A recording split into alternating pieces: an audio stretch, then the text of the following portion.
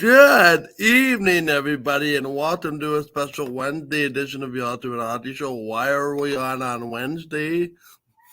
Well, unfortunately, one of us, mainly me, was under the weather on Monday, and I don't know. Would that be they put me on the PUP list, the physically unable to perform list? I don't know. I know that's a thing in the NFL. I don't know what I don't know. I guess the hockey related term would be IR. But anyway, Or nonetheless, no, you have an upper body. You have a UBI, right? yep, a UBI. So we just pushed the show back 2 days. Thank you for your patience. Welcome to the show. You can drop your comment in the chat once I find what I'm looking for, which I'm unable to find. Anyway, Rich, how was your week while I keep searching? Very good. Unlike you, I was quite healthy. I experienced no illness in the last week, which was very good. And it was a very good week. Hockey unrelated, not just related to hockey or whatever, but just to life. It was a very good week since we last talked. You had told us last week's show that you were planning to go to the Jets Dallas game. Did that end up coming to fruition? I did go to that game. Yes. How was it? It was good. Actually, it's interesting. I went with my wife, who is she likes sports. She plays a lot of sports and has played hockey in the past, but it's not her favorite thing. But she goes because she gets to spend a few hours with her hubby, and we also make an evening of it and head out for dinner afterwards and whatever. So it was very nice. But she asked me, she said, who are the Dallas Stars? What are they like? Like, are they good? Are they bad? Are they better than the Jets? I said, well, they're actually a game up on the Jets in the standings at the time, and they're a very good team. She says, but what are they like? I said, well, they play. I said, you know how some of the other games we've seen this year where it's sort of a little bit more scoring and a little bit more open? I said, they play more of a defensive structure. They don't cheat on it.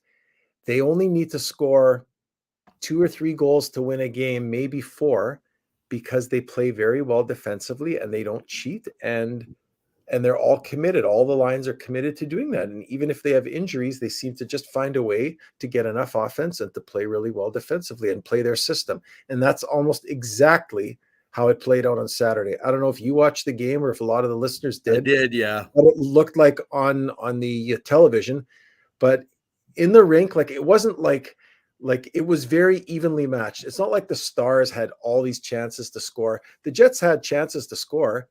That's the other thing I said to my wife is that the Stars are a team that they're not going to give you 30 chances and they're going to let you have 30 shots and they're going to be 30 prime opportunities. You're going to get a handful of chances, maybe 4 or 5 really good opportunities to score because they're going to make a mistake because inevitably you're human. Your team is human. You're going to make a mistake and you got to capitalize. You got to bury those chances, especially if you get a power play.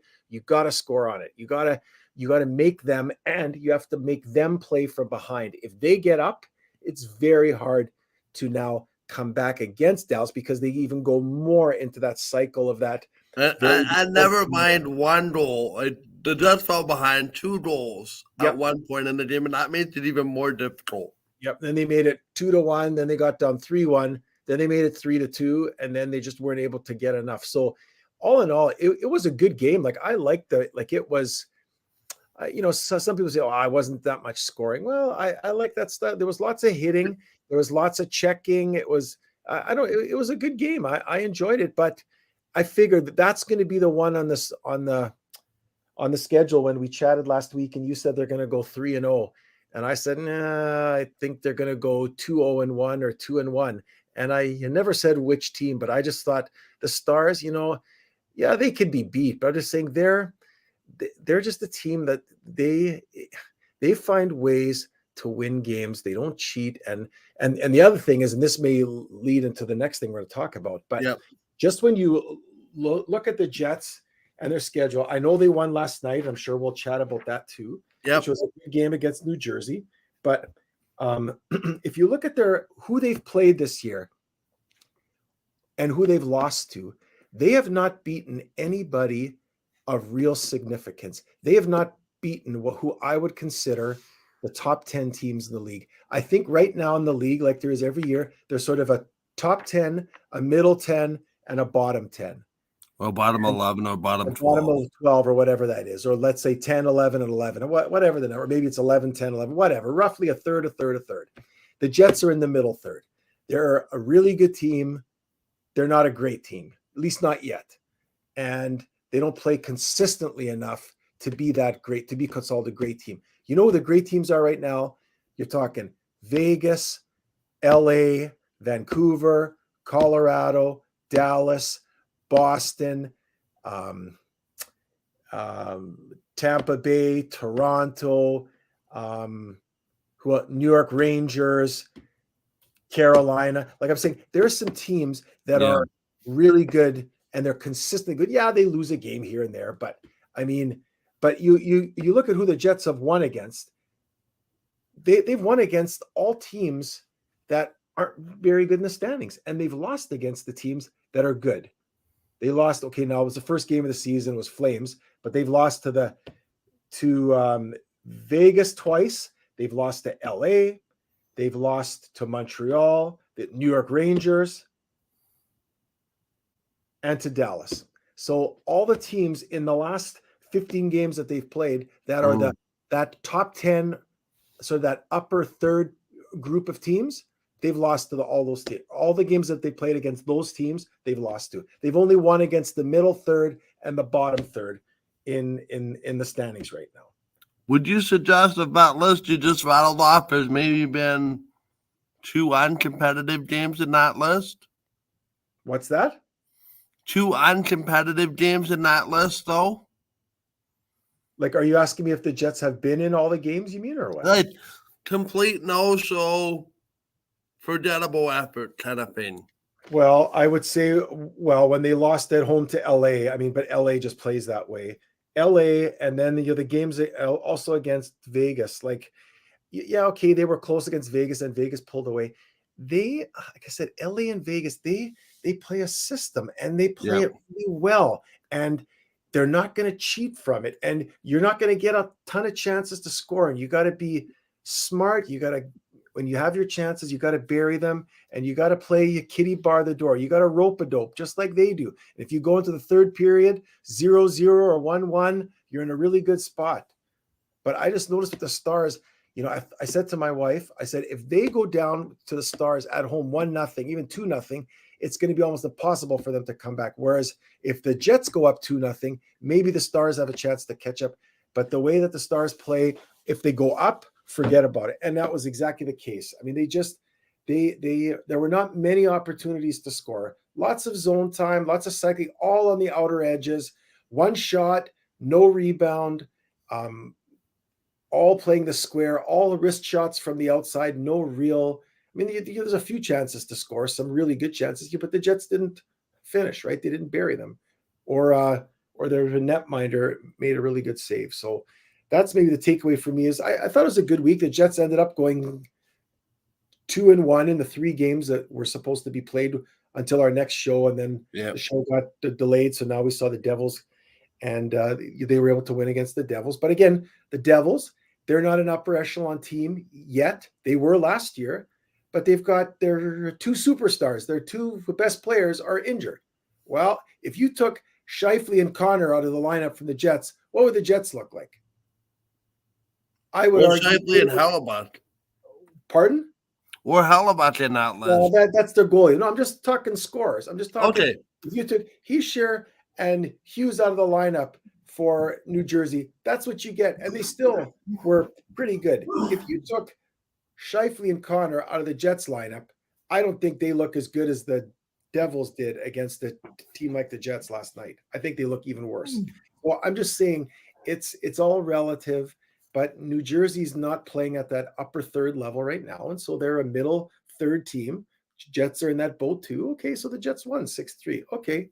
But, the Jets in the next, who do they play here? Okay, the next few weeks, they got some interesting matchups. Again, they're going to have the Lightning and then the Panthers on the road next week.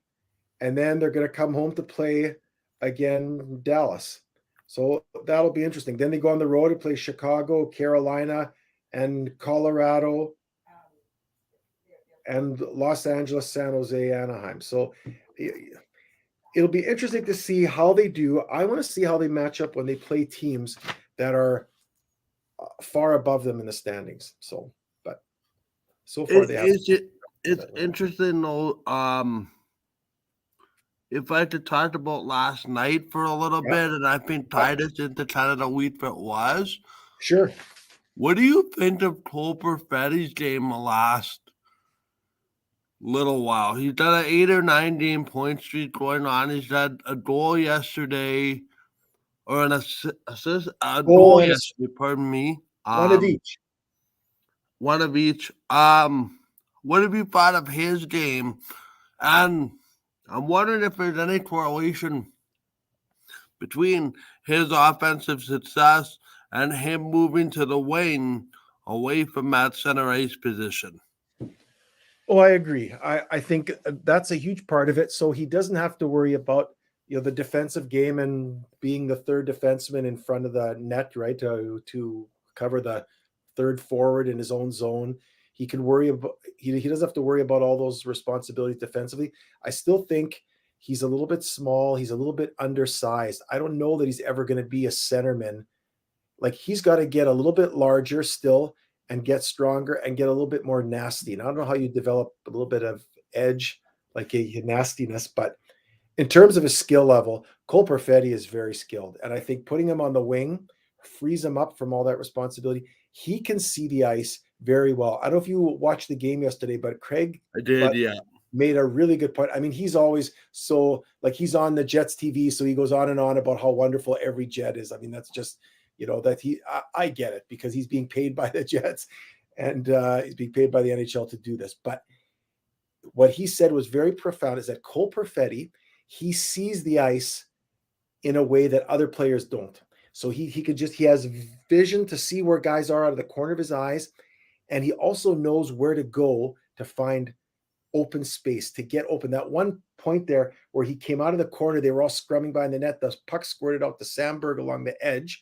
He could have skated right to the net. Oh, I got to go to the net. And all he did was he slid sideways to give Sandberg a little lane to pass sideways. Now he's open right at the top of the circle there. Now he's not going to get a shot away because he has no chance he has no momentum to shoot the puck or nothing, but he can see, boom, Ehlers comes from around the net.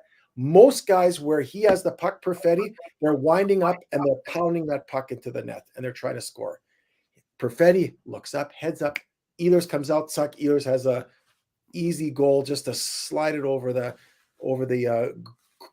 goal line because the netminder's out of position and he came out from behind the net. So Perfetti has skill. I think he's only going to get better. He's playing in the right way. He's going to be good as a winger, playing with other guys who are a little bit larger, and especially as a centerman. I think his future is on the wing. It's not at center. I could be wrong. He could prove me wrong. He's still young. He's only 21, right? 21, 22.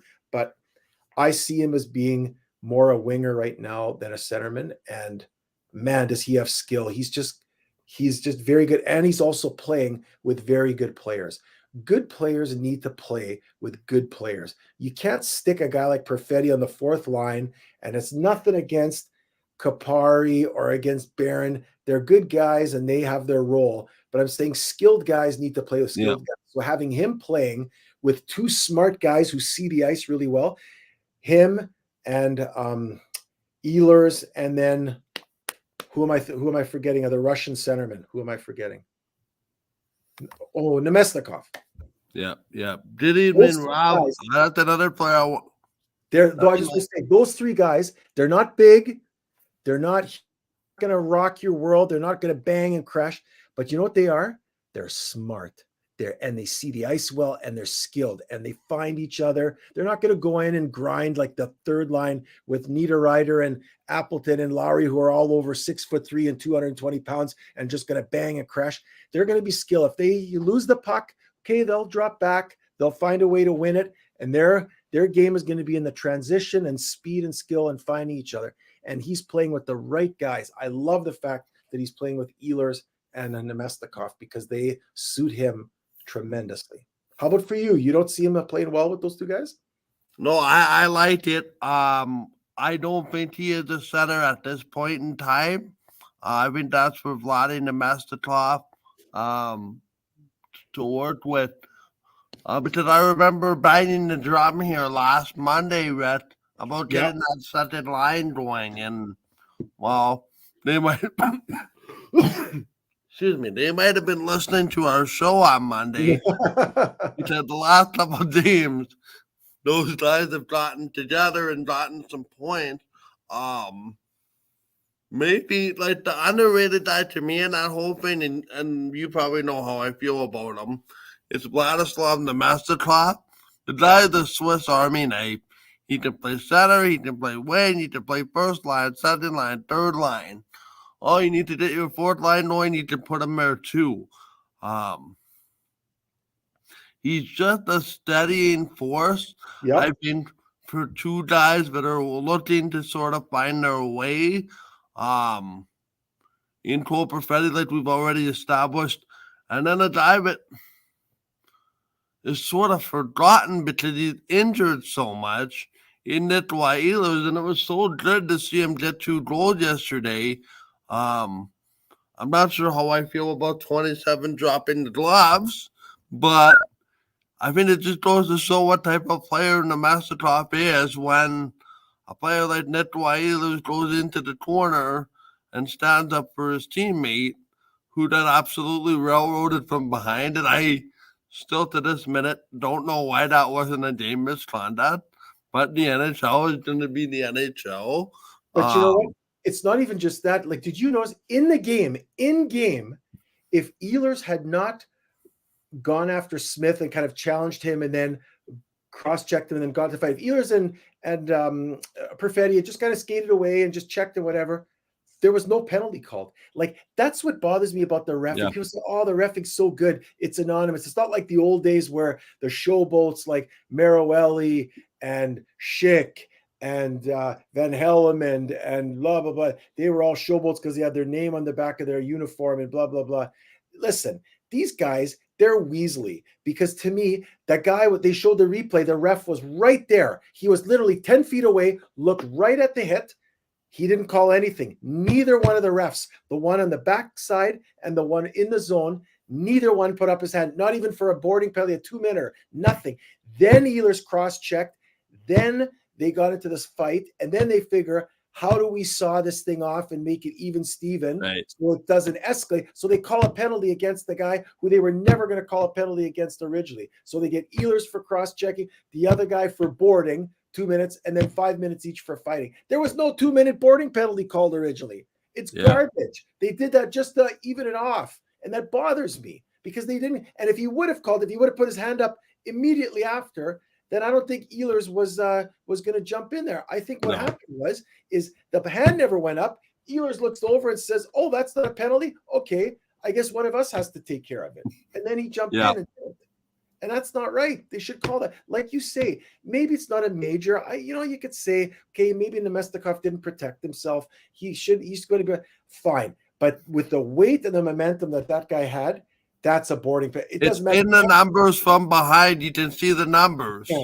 You can't hit him that hard. You can go into, I know the Jets are really good. I've seen Sandberg do it. He's very smart. He'll hit a guy from behind, but all he's really doing is just kind of pinning him up against the glass. Right. Well, he's got it, but he's actually pinning him up so he can't get away. So the hit is almost like a pin because he's being respectful. I'm not going to railroad this guy into the boards because I'm going to get called for a penalty. This wasn't that. This was, I'm going to crunch Nemestikov. And that's the trouble. And so to me, the whole thing starts because the reffing is meh. And when the reffing is meh, then you get stuff like that. I'm just glad, to your point, that Ehlers, he doesn't end up with 3 broken fingers and then he's on IR for 6 or 8 weeks for his hand to be healed. He doesn't know how to fight. Well, Rasmus Kupari gets hurt. He had the shoulder injury, 4 to 6 weeks for Kupari. Yeah. That is a fairly significant loss, is it not, for a fourth liner? But he hardly plays. They haven't played the fourth line that much over the last 2 weeks. He was getting like 5 minutes a game. It's worse than with Maurice. I want to see those guys play more. So what's going to happen? Have they said it's going to be Gustafsson that's going to come in, obviously?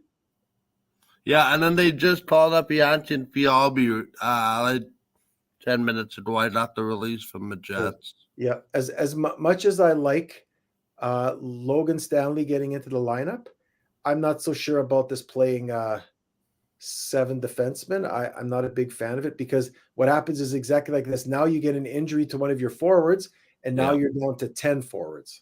So to me, I hope they go back to playing 4 lines. I'd love to see. You know what? Interim head coach Scott Arniel said it was about getting Logan Stanley into the lineup before this 2-day break. And unfortunately, it left themselves exposed with an early injury, which is the risk you take.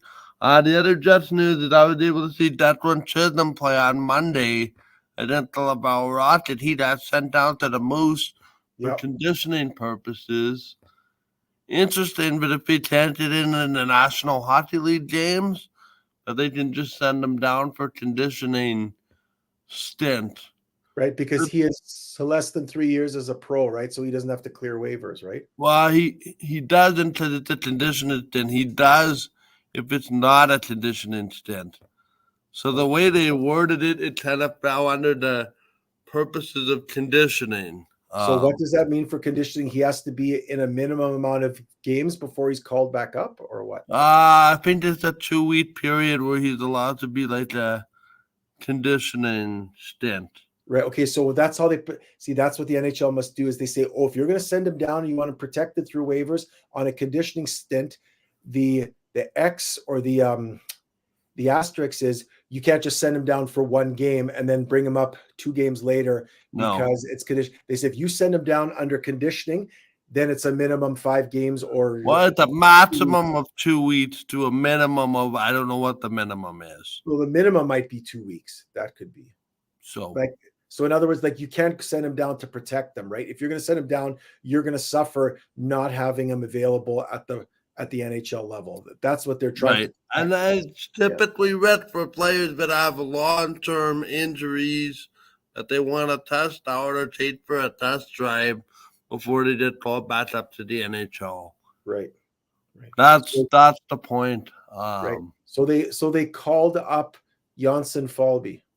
Yeah, and then I'm assuming the corresponding move was to put Tapari on injured reserve. Right. Okay. That would be the expectation. What have you thought of the play of David Gustafsson this year? Well, when he's been in the lineup, he's been good. I think you know what, he's another guy that it's just really hard. I think he has lots of skill. And I just think like the Jets are just really, really, I just think it's been their thing is to really, really either protect young players almost to a fault or to never give them the full opportunity to play with who they should be playing with. Like to me, he should be playing on a second or third line, maybe the third line. But the problem is you got Lowry there, right? So that's the problem. You got a second line center, you got a first line center. So I'm saying it's hard for him. Now he's got to play in the wing. But I'm saying when he's played, he has a nice wrist shot. He's had some goals this year, really surprising. And when he's played and had a chance to play, he's not a defensive liability. He's very smart in his own end. He can take faceoffs.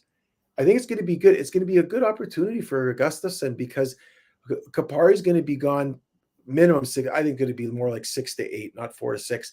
So you're going to have Gustafsson centering a line with Morgan Barron and Janssen Fialbi or whoever else they put on that line if they call up somebody else. I'm just saying it'll be good for Gustafsson to be the third or fourth line center and to face off against other really good centermen in the league and to kill penalties and be a part of it. Like through injuries, other guys get opportunities, and I want to see him have a chance to play more. That's been my desire the last year or two for Gustafsson. It was a shame. I think last year he got hurt, right? And that's what really hurt his year. Yeah. He had a long-term injury last year and then couldn't get in the lineup. Yeah. I wouldn't be surprised to see Yanchin Fialbi in the lineup for the Jets this weekend. So they have a bat-to-bat. Also, they didn't carry an extra forward on the roster. They elected to hold Chisholm and Stanley as their extras, which leads to a discussion. Do you feel like it's time to cut bait with a player like Logan Stanley if he's not to be in the lineup more consistently? No. Well, you're asking me a yes or no question, or would you Yeah, like? I'm asking you. No. Is it time to move on from Logan Stanley? I guess is my question. No. To me, the reason he's not in the lineup is because he doesn't get a chance to play. And to me, listen, I like Nate Schmidt. There's a lot of things I like about him, but to me, I would have Logan Stanley in the lineup before I'd have Nate Schmidt. They each have something that the other guy does not have, and they're also missing something. But the upside is that Logan Stanley, like, there was just a few times yesterday killing, packing down pucks. Like, he needs to get better. You need to play at this level consistently. And I still think he has the ability. He's maybe not going to be a top pairing. You're not going to put him up there with Josh Morrissey on a top pairing. But you know what?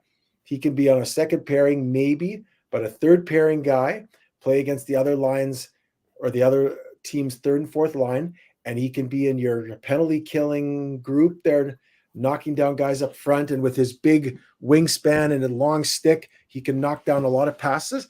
And I just think he needs a chance to play, the same as Gustafsson. But the problem is there's so many guys in front of him. So Yeah, that's kind of the thing. And now I hear there was rumors. You were saying, was that you that was telling me? Somebody's telling me there's rumors he wants out of Winnipeg because he's asked for, for a freedom or to get out because he's not getting a chance to play. Well, one side of me says, yeah, I understand it. The other side of me says, if you want to play, then show that you're better.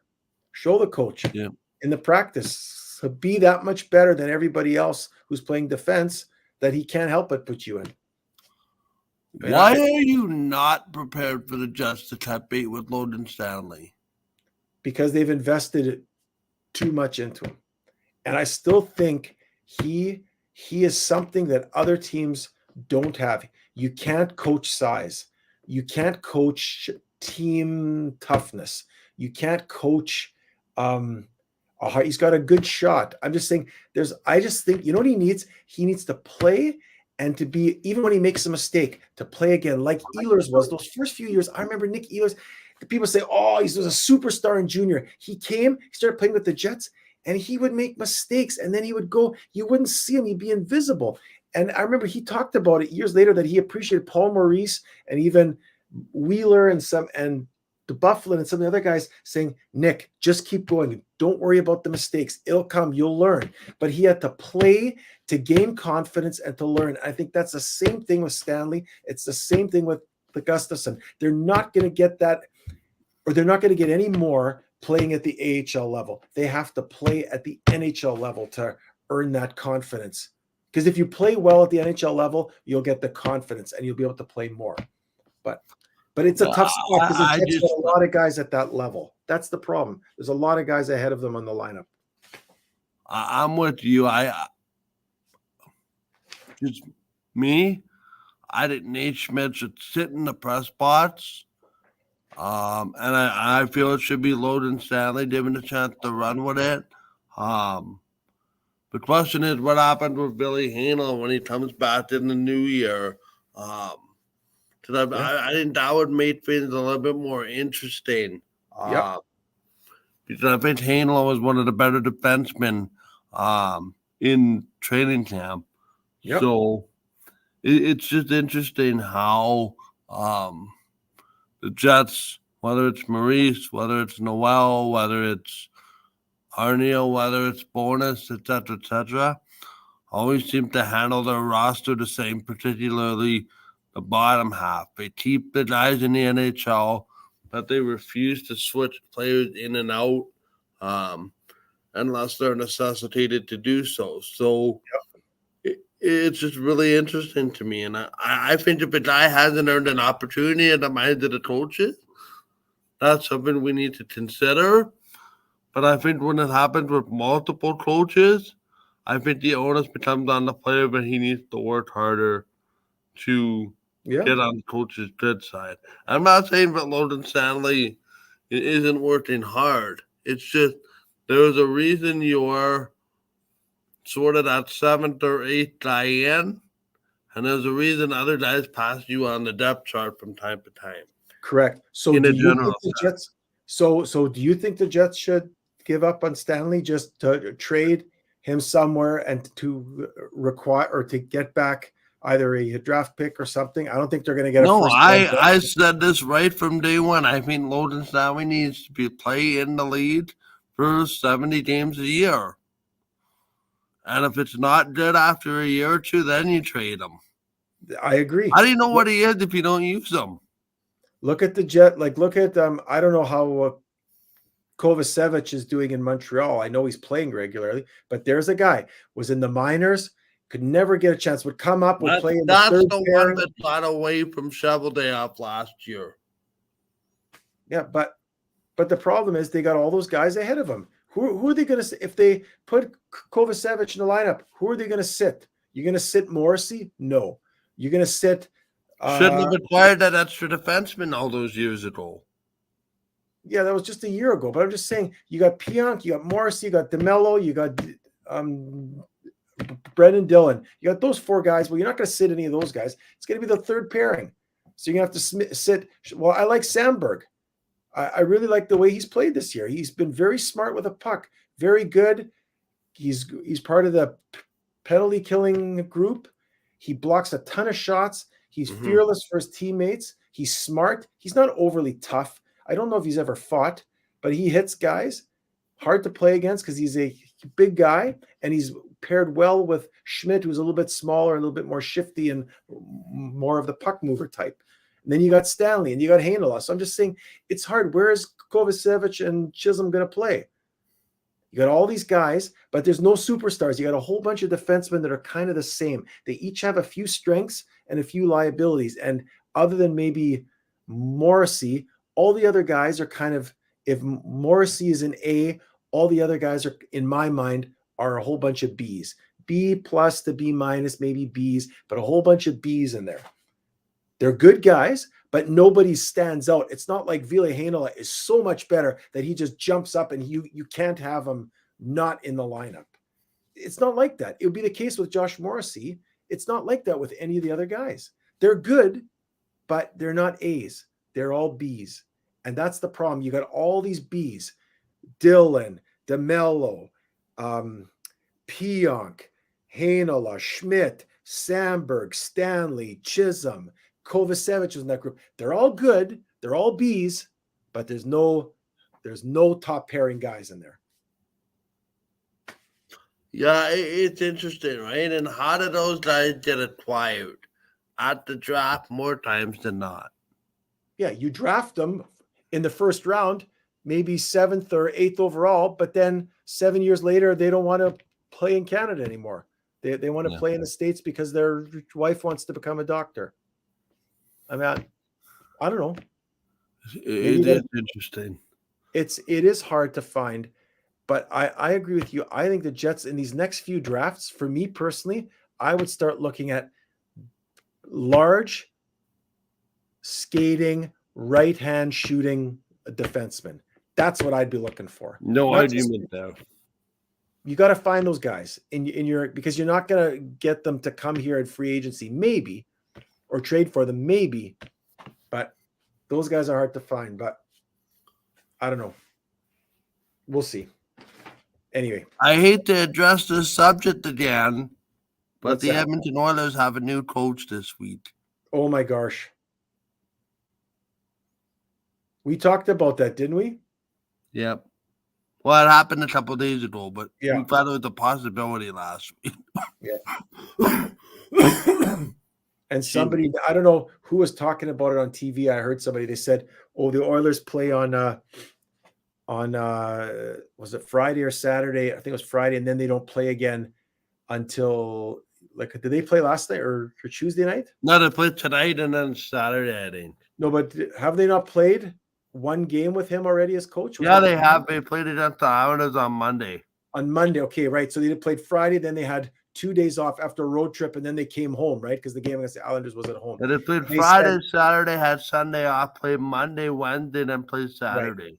Okay, my point is when they played that game on Friday, it was the last game of the road trip. They said even if the Oilers win, they said if they're gonna remove Woodcroft, it's going to be over those 2 or 3 days when they're at home. They can address it in the media. They're all back there, and then they can present you like they're not going to relieve a guy on the road because you got to bring another guy in on the road. You want to bring him in when they're playing at home. And that's exactly what they did.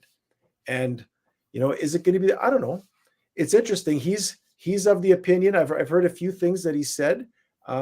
He says the Oilers are better when Draisaitl and McDavid are spread out, other than the power play. But for a regular shift, they should each be centering their own line, to spread out the wealth. I don't disagree with that. You could argue if those two guys as your number one center and number two center, they're probably 1A and 1B. That's the best 1-2 punch in the league at center ice.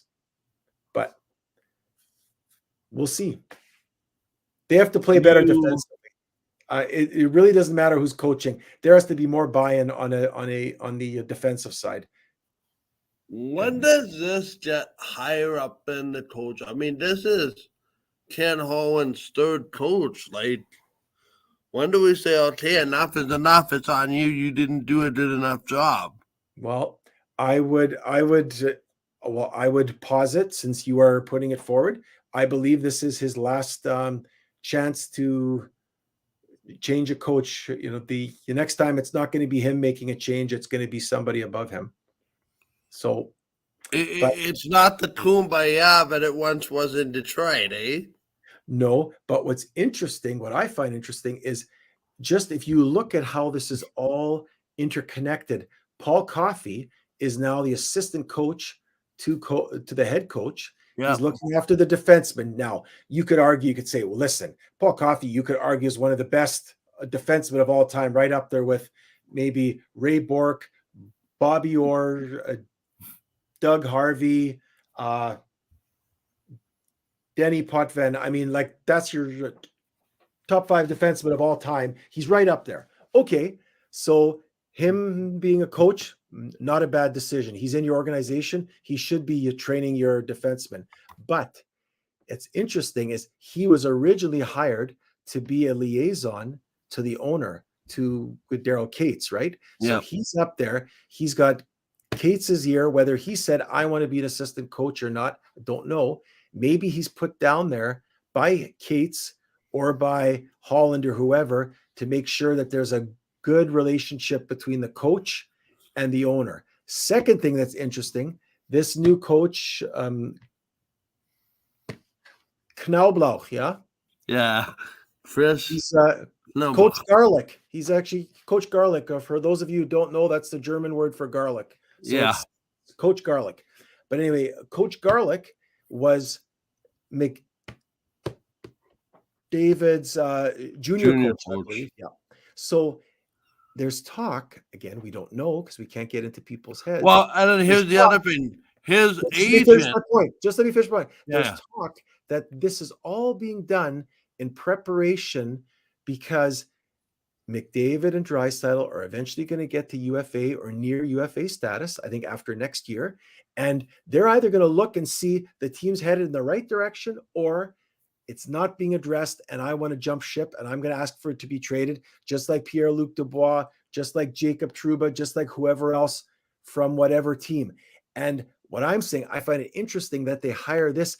Is this being done because he's the best qualified coach available, or is it being done because we want to appease Connor?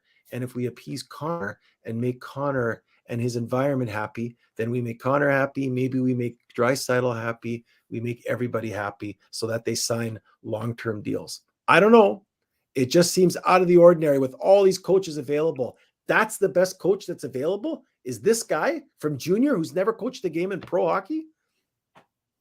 I'm not a skeptic, but I'm going to calls him like I sees them. So, now I don't know if you know this story. Connor McDavid's old agent, Jeff Johnson, is now the president of hockey operations in Edmonton as of this offseason. Really? So did he stop representing McDavid in order to take this job? Or correct. was He decertified as an agent. Yeah. at that time? So he was an agent right up until the time. Then he decertified, walked away as an agent, and right away the next day or same day was now head up as the Correct. Yeah. charge of hockey. See now, okay. And that's the part. That's the part that makes me so irritated by this whole thing. No offense, I love Connor McDavid as a player, but he's turned a lot into LeBron James. Get me what I want. Get me what I want. But I don't think McDavid is that type, though. No, but that's the impression from me outside. Yeah. His agent is the director of hockey operations. His junior coach is now the coach. Like, if that's not catering to star players, I don't know what is. I think, honestly, I think that team has enough offense. Would you agree? Like that there are enough guys there to score goals between Kane, Hyman, Draisaitl, McDavid, Nugent Hopkins. Pardon? Connor Brown, Nugent Hopkins, Holloway. There's lots of guys that can score there and can play with McDavid and Draisaitl on the wing. Like, that's not a problem. Like, do they have good defensemen? Yeah, okay. They got Nurse. They got that guy from Nashville. What's his name? Ekholm. So they got Ekholm and Nurse. And then they got a few other guys. They're kind of, and they have Bouchard, who's got the big shot from the point on the power play. Okay, so they got 2-3 guys, and the other guys are just role players, the same as the Jets, a lot of Bs. So how's their defense? Not bad. You could argue it's as good, if not better, on paper than the Jets. Yep. So what is it on this team? It's 2 things. Sorry, where's my 2? There, I have to do in the camera. 2 things. 1, they have to. What are you giving me balloons for? What is it? I don't know. Oh, 1, they have to play better team defense. They have to commit to it. Just like Dallas, you don't need 10 goals to win a game. Only if you let in 9. But if you let in 1 or 2, you only need 3 or 4. And the second thing is they've got to find somebody to be the number 1 goalie. I can't even imagine what would the Oilers be like if they had Hellebuck in net. Unbeatable. They'd be like Tampa. They'd be a very good hockey team. Like, I'm just saying, I know they've now ended the experiment with Jack Campbell. Okay, fine. But even Stuart Skinner, like, he's great some nights, and other nights he's just meh. And it's not good enough. It's just not good enough. What if the minute you settle for mediocrity, that's where trouble happens. Yeah.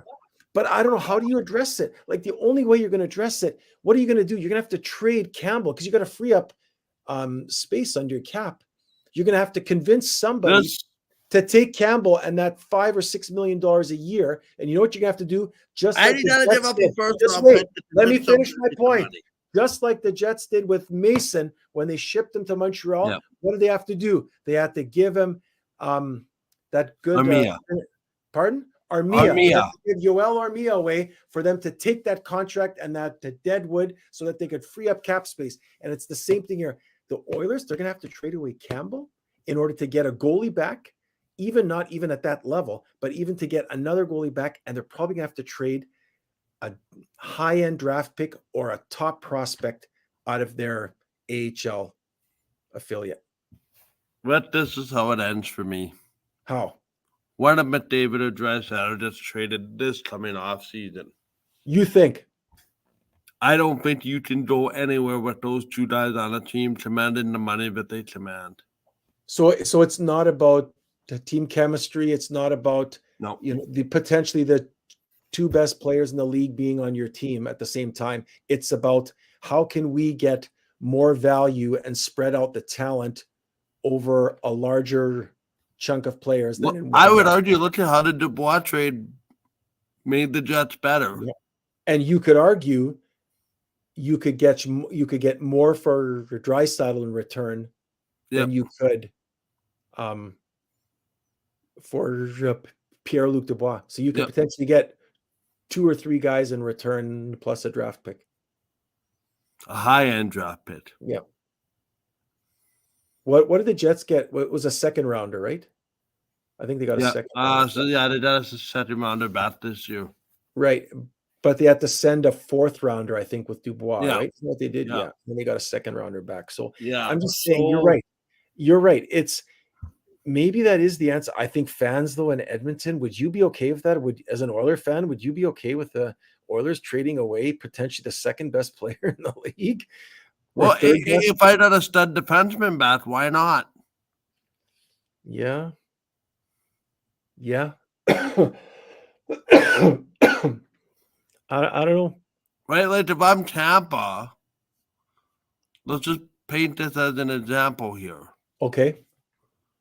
Tampa gives you Sergachev as an example.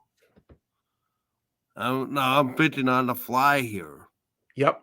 Sergachev and Stamkos, who has an expiring contract to the Oilers in exchange for Draisaitl. They'd never take that. Oilers would never take that deal. That's garbage.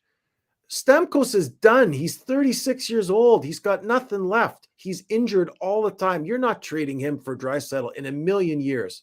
You're never taking him. Never. And he's look at his cap space. It's like $9 million. No. Yeah. You're But it's getting going to back, be something like that it's going to be young players. It's going to to be balance the young, money out. younger players making $2 to $3 million a year on their first level contracts. That's what they want to return for. You can't have two guys making $24 million put together. No. Well, we see that. The rest of your team suffers. You're right, but I agree with you. If the Oilers would trade away a Draisaitl, because I don't think they'll do McDavid. If they have to pick, I think they'll pick to trade away Draisaitl. If you trade away Draisaitl, you could get back some very, very good players that could fit into all over your lineup. And immediately, as we've talked about the Oilers for years, the Oilers kind of they weren't deep. Well, you could immediately put three guys just like the Jets did, and you could argue with the Jets. Okay, Iafallo and Velarde. Okay, Kapari's a fourth liner. Okay, so you have a first liner, a first, second liner, and a fourth liner, and a second round draft pick for Dubois with Leon Draisaitl. I don't think he's in the same ballpark Dubois as Draisaitl. Well, I think he's higher Draisaitl. He's worth more. Yeah. I don't think Dubois and Draisaitl are in the same ballpark skill-wise. Draisaitl, and I think, like you say, you can maybe get like a top line center or winger and a top pairing defenseman, a top line forward, another forward maybe for your second and third line, and a draft pick for Draisaitl. Yeah. And all that money that comes off your cap, and you can all that money that comes up says, and I found out too, the Oilers would be in a very similar situation to the Jets next summer, because next summer Draisaitl only has 1 year left. He becomes a UFA in summer 2025. So I'm saying, if they're going to trade him, you want to get full value for him and to make that huge change, especially if you do not make the playoffs this year. I think I think that's a good point. You trade Draisaitl with 1 year left under that contract to the other team to give them a chance to negotiate or do whatever they got to do with him, and you get back a lot of value in return. And I think Ken Holland is not the general manager that pulls off that trade. You don't think so? No, I think he's done after this year. Well, if they don't make the playoffs, I agree with you. If the Oilers, I think he's done. Period. Yeah. Okay. Time has run out for me. They need to win the Stanley Cup, or have a very darn good reason for not winning the Stanley Cup, or Ken Holland is out the door. Okay. He's clearly put the pressure on himself with this move. Right. And you're saying this is now the third coach that he's hired since he was since he was hired? Okay. Yeah, that's a lot. He hired Woodcroft, he hired this guy, and then the one that was in before Woodcroft, Tippett. Yeah. And most general managers do not get a chance to hire three different coaches. Most don't. Hockey legend, hockey lifer, Ken Holland. Yeah. But you're right. He's built the credibility. Like his success, his past success, I think I agree with you, has helped to keep him in a more positive light and a lot longer than other guys in the same situation, I agree with you, would have probably been fired sooner or wouldn't have had a chance to hire a third coach. I agree. It's interesting. Yeah. Really quickly before we talk about the Wheat Biddies for the Jets, the Vancouver Canucks keep Wow. playing well. What are they doing? I can't figure it out. Winning. I can't figure it out. I can. What? World-class goaltending. Okay, Elias the Jets have Pettersson's that. playing like a Hart Trophy candidate. Who? Pettersson. Yeah. I think he's healthy. I think that's the thing. Last year, I don't think he was healthy. I think he played a lot of the year and he was injured. He's in and out of the lineup. But they said he was not consistently healthy, and he is consistent. Like he is now in a completely different place than he was last year. But I can't figure it out. That team, I don't know how they win. They have a few good players on the team. I mean, they got JT Miller. I get it. Pettersson. They've got Hoagland. Tyler Myers is their third line D. He's on the third line D or the third pairing. But I'm and, just saying. And then today they figured out that Carson Soucy is going to be out long term. Right. That was a big pickup for them, getting Soucy from the Kraken. That was huge. But again, they are 2 points behind Vegas for first in the West. I know. They are the biggest surprise to me in the whole. Well, actually, they're the biggest surprise in how much of a turnaround they are. And the other big surprise for me is the Bruins in how they've been able to hang on and be an elite team despite losing 2 Hall of Famers out of their lineup since the end of last year. Maybe general managers know what they're doing when they're preparing for succession plans. Yeah, but I just can't figure Vancouver out. Like they are, like, I know the way Rick Tocchet is, or I know how he was as a player. I remember how he played. He was a big winger. He played with Lemieux in Pittsburgh at the end of his career. At the beginning of his career, he played for the Flyers. Rough and tumble. He could throw him. He went to the net. A lot of his goals were just within 5-10 feet of the net on rebounds or deflections, banging it in. And I'm just saying how he's been able to connect with that team who are not really big bangers and crash like Pettersson, Garland, Hoagland. They're smaller guys. Like they're not big cats. And yet they've been able to play at an elite level and beating really good teams all year long. I'm shocked, and not just with those players up front, but the defense. Like it surprises me. It really does. But again, I think it's more. I think it's more if you did it 18 to 20 guys to believe in the system that you're asking them to play. Yep, you can beat anybody. Yeah, that's a good point. Right? I mean, look at Vegas in year one. What did they have? This guy was the first liner, that guy was the second liner, that guy was the third liner, and they all somehow put themselves together in a soup, and it came out with a nice recipe, but with the Stanley Cup final. Yep. And do you remember, thinking back, because you're asking about Vancouver, do you remember it was, I don't know, it wasn't after the first game of the season, but maybe after the first week or week and a half, maybe 2 weeks, maybe early to mid-October, Vancouver lost the game to somebody. I think it was, I don't know, 5-1 or something. And somebody embarrassed them. Somebody came into Vancouver and embarrassed them. And then they interviewed Tocchet after the game. But do you remember this? And he was like, he didn't rip his team. No, but he was, you know what he was? He was like a dad. You know, your folks can get mad at you and they can yell. And there's times where yelling doesn't work. And you know what works is telling your kids or telling your team how disappointed or surprised you were at their lack of effort or their character or how they reacted in a situation.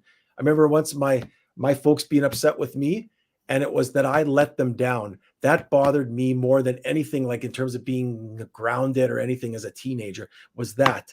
And I know it was the same thing with my kids. One time, my oldest said the same thing to me. Dad, when you and Mom were upset with me and you didn't even get mad, you just told me how sad you were about the decision that she made. That impacted her more than anything, going crazy and grounding and doing all this stuff. And Tocchet goes to the media and says, I don't want to say, I don't think he used the word gutless or heartless, but he said, no will, no drive. He said something about the character and the drive. He says, you can't win hockey games in this league with that type of attitude. You have to be prepared as a pro to play with heart and with character every single night, even if you don't win, even if you don't feel like it, you still have to do it. And he said the players there were the only guy that played well was Demko. Everyone else, it's like they didn't put in a real honest effort. And since that time, and then the media was all, Tocchet, he called out, he shouldn't be doing that. He shouldn't be calling out his players. He's going to lose the dressing room. I don't know if you remember this. Do you remember how big a deal this was in Vancouver? They were going crazy. They thought Tocchet is going to lose them all. Since that time, I think they've lost one game since that time and one in overtime. They're 11-3-1. Yeah, and they've lost 2 games at that point. So since that time, they've lost one, tied or lost one in overtime, and all the rest of the games they've won. So it's just interesting what an attitude shift can do for a hockey team. Yep. But I can't figure out, what did he say? What motivation? Like, I just wish whatever that thing is with those guys on paper, I don't know how they're winning. I honestly, like, I get how Vegas is winning. I get how the Bruins are doing it. I get how some other teams are doing it. LA is doing it. I do not get how Vancouver is doing it with that lineup, even with some of the players they have who are very good. It really surprises me. But it's interesting. Anyway, what do you think about the Jets this week? They played Friday, then Buffalo, Saturday, then Arizona. Yep. And they have a Monday. Nope. And they don't play until Wednesday in Tampa. Wednesday in Tampa, yeah. They have a 3-day break. Yeah, we would have had 2 games this week. What do you expect? Yeah, well, we would have had 3 games this week if we wouldn't have delayed the show to Wednesday, right? I mean, that just happened. So, yeah, so we got the Sabres and the Coyotes at home before our next show. You know what? After the way they played last night, I mean, the Sabres are going to be a good test. I would argue, I mean, the Sabres are right around the same place as the Jets. They're kind of a middling team. I think they got roughly a 500 record, so the Jets might be a little bit higher than them in the standings, overall number of points. But Sabres are a good team, and I think the Jets are going to have to play really well to beat them. Arizona, they should win. You know what? I'm going to go 2-0. I think they can beat the Sabres, especially with the way they played last game. They got to stick to. But Michael, that penalty killing stinks.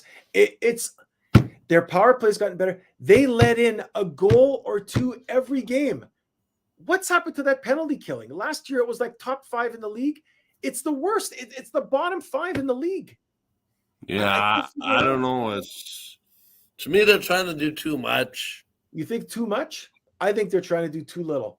They just set up that box and nobody pressures the puck. To me, if they get a guy down in the corner with the puck, if they force the puck down in the corner, like along the goal line there, and they should have, like I told you, a guy right on that guy pressuring, other 2 guys along the wall, and a guy in the slot, and give that guy no lane to pass the puck out. Because that's what other teams do. You pressure the puck in the defensive zone. The Jets just sit back in that box, and then they hope to block a few shots. They let the teams fire away, and all the teams are getting rebounds and front whack. They get in a goal on a rebound. It's terrible. What are you looking forward to this week? What are you Whatever they're looking doing forward with penalty killing, it's not good enough. I don't know what it is. It's not good enough. If you're giving up a goal a game, it's too much. Yeah. Well, we'll leave it at that. Okay. We're out of time. We'll see everybody Monday night. What do you think the Jets are going to do?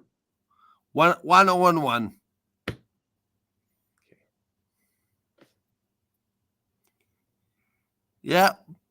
Yep, that's how I feel. Okay. All right, we'll talk to everybody Monday night, 6 p.m. Rhett, I'll talk to you off air before we hang up like always. And we'll talk to everybody else Monday night, 6 p.m. Good night from Winnipeg.